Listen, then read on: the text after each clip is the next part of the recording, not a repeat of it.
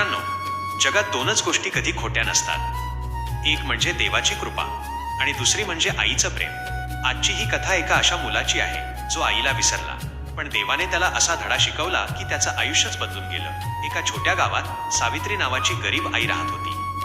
तिचा मुलगा रोहन तिच्यासाठीच जग होता. वडील लहानपणीच गेले होते, त्यामुळे आईने लोकांच्या घरी भांडी घासून शेतीत काम करून रोहनला मोठं केलं. रात्रभर उपाशी राहूनही ती मुलाला पोटभर जेवण द्यायची. एक दिवस आई म्हणाली, बाळा मोठा हो, पण आईला कधी विसरू नकोस. रोहन म्हणाला, आई तूच माझा देव आहेस. काही वर्षांनी रोहन शहरात नोकरीसाठी गेला. हळूहळू पैसे आले, मोठे मित्र मिळाले आणि त्याने गाव, आई, देव सगळं विसरायला सुरुवात केली. आई रोज फोन करायची, बाळा कधी येणार गावाला? पण रोहन म्हणायचा, आई वेळ नाही. आई मात्र रोज देवासमोर दिवा लावून मुलासाठी प्रार्थना करायची. गावातील मंदिरात आई रोज जायची. ती देवाला फक्त एकच मागायची, देवा माझ्या मुलाला सुखी ठेव. एक दिवस पुजारी म्हणाले, ताई तुम्ही स्वतःसाठी काहीच मागत नाही. आई हसली आणि म्हणाली, आई स्वतःसाठी कधी जगत नसते बाबा. एक दिवस रोहनच्या कंपनीत मोठं नुकसान झालं. नोकरी गेली, मित्र सोडून गेले. ज्यांच्यावर विश्वास ठेवला त्यांनी फसवलं. रोहन पूर्णपणे तुटला.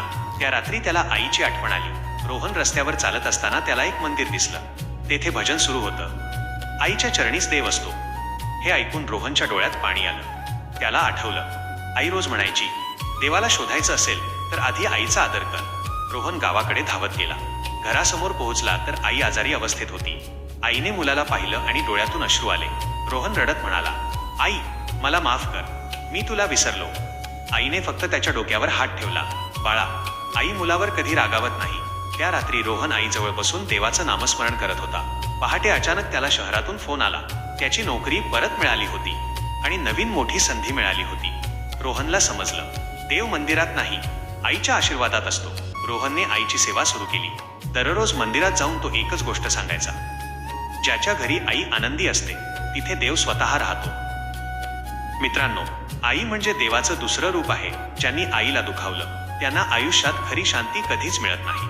म्हणून आई जिवंत असेपर्यंत तिच्यावर प्रेम करा. ही कथा आवडली असेल तर व्हिडिओला लाईक करा, आईसाठी एक कमेंट करा आणि अशाच भावनिक भक्ती कथा ऐकण्यासाठी चॅनल सबस्क्राईब करा.